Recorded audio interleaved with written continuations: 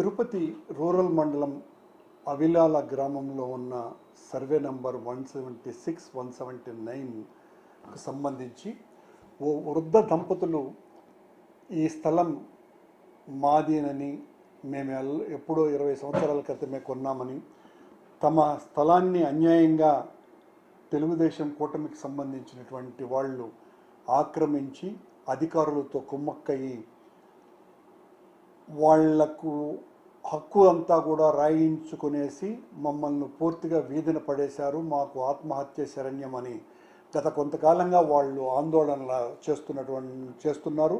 దాని మీద సోషల్ మీడియాలో కూడా విపరీతంగా వైరల్ అయినటువంటి విషయాన్ని కూడా మనం చూసాం.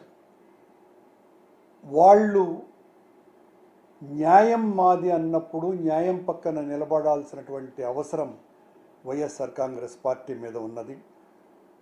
కూటమి ప్రభుత్వం ఈ జిల్లాలోనే కాకుండా మొత్తం రాష్ట్రమంతా కూడా ఎక్కడికక్కడ పేద ప్రజలు, బలహీనులు, తిరగబడినటువంటి వాళ్ళందరి పొలాలను ఇష్టారాజ్యంగా ఆక్రమించినటువంటి వార్తల్ని మనం నిరంతరం చూస్తున్నాం. ఈ వృద్ధ దంపతులు 85 సంవత్సరాలు దాటిన వాళ్ళు, అందులోనూ ఒక బాధ్యతాయుతమైనటువంటి ఆర్టీఓగా రిటైర్డ్ అయినటువంటి వ్యక్తి పొలాన్ని, దాదాపు ఆయనకు సంబంధించిన 3.5 ఎకరాల స్థలాన్ని కబ్జా చేసి మంత్రి సత్యప్రసాద్ మరియు స్థానిక శాసనసభ్యుడు వీళ్ళంతా కూడా కలిసి పని చేశారు అని ఆయన వాపోవటం ఆ వృద్ధ దంపతులు. దాని మీద నిన్న సోషల్ మీడియాలోనూ ఈరోజు సాక్షి పత్రికలోనూ కూడా ఒక పెద్ద వార్త వచ్చింది. వార్త ఎందుకు వచ్చిందిరా అంటే, సోషల్ మీడియాలో తెలుగుదేశం పార్టీకి సంబంధించిన చంద్రగిరి శాసనసభ్యుడు నాని గారు ఎవరైతే ఆ వృద్ధ దంపతులు ఉన్నారో వాళ్ళ పక్షాన వాదిస్తున్నటువంటి గుర్రప్ప నాయుడు గారు అనేటువంటి ఒక రిటైర్డ్ న్యాయమూర్తి, సంఘంలో ఎంతో పేరు ప్రఖ్యాతలు కలిగినటువంటి ఆ రిటైర్డ్ న్యాయమూర్తిని, అలాగే మాజీ శాసనసభ్యుడైనటువంటి చెవిరెడ్డి భాస్కర్ రెడ్డిని, ఆయన కుటుంబాన్ని అత్యంత పరుషమైన పదజాలంతో, చాలా సంస్కారహీనంగా, అత్యంత నీచంగా, బజారు రౌడీలు మాట్లాడేటట్టుగా ఏ రకంగా అయితే సంభాషించుకుంటారో ఆ రకంగా స్థానిక శాసన సభ్యుడైనటువంటి నాని ఆ పదప్రయోగాలతో ఒకవైపున న్యాయమూర్తి గారిని, రిటైర్డ్ న్యాయమూర్తి గారిని, మరోవైపున చెవిరెడ్డి భాస్కర్ రెడ్డి కుటుంబాన్ని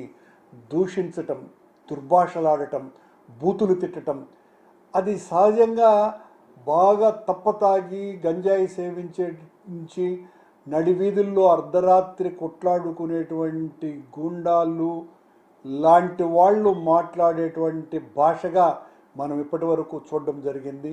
ఒక శాసనసభ్యుడు, 3 లక్షల మందికి ప్రాతినిధ్యం వహించేటువంటి శాసనసభ్యుడు ఇంత నీచాతి నీచంగా మాట్లాడటం, అది కూడా బాధితుల పక్షాన ఉండకుండా ఆక్రమించినటువంటి, ఇప్పుడు ఆయన మీదనే ఈ ఆరోపణలని ఈ కొత్తగా వస్తున్నటువంటి విషయాలను బట్టి అర్థమవుతుంది. ఇది చంద్రగిరి శాసనసభ్యుడి భాగస్వామ్యం కూడా ఉన్నది ఈ ఆక్రమణదారులలో అని. ఈ రకంగా ఒక దాని మీద మీరు మీ వివరణ, ఆయన వివరణ అది కాదు అన్నట్టుగా ఉండాలే తప్ప, ఆయనని ఎవరో విమర్శించారు అనగానే వాళ్ళ మీద దాడి చేయడానికి, వాడి అంతు చూస్తాను, వాడి నడి రోడ్డులో వాడి కథ తేల్చేస్తాము అన్నటువంటి సభ్య సమాజమే తలదించుకునే అంత రీతిలో మాట్లాడడం అన్నది తీవ్రంగా గర్హించాల్సినటువంటి విషయం. మొత్తం 3 లక్షల మంది చంద్రగిరి వాసులంతా కూడా తల దించుకొని ఈ సంభాషణ విన్నటువంటి పరిస్థితి. దీన్ని తీవ్రంగా వైఎస్ఆర్ కాంగ్రెస్ పార్టీ జిల్లా అధ్యక్షుడిగా ఖండిస్తున్నా. ఇలాంటివి పునరావృతం కాకూడదు. ఇలాంటి సంస్కారహీనమైనటువంటి భాషను ఉపయోగించకూడదు. బాధితుల పక్షాన నిలబడాలే తప్ప ఆక్రమణదారులుగా మారకూడదు అనేటువంటి విషయాన్ని హెచ్చరిస్తున్నాం.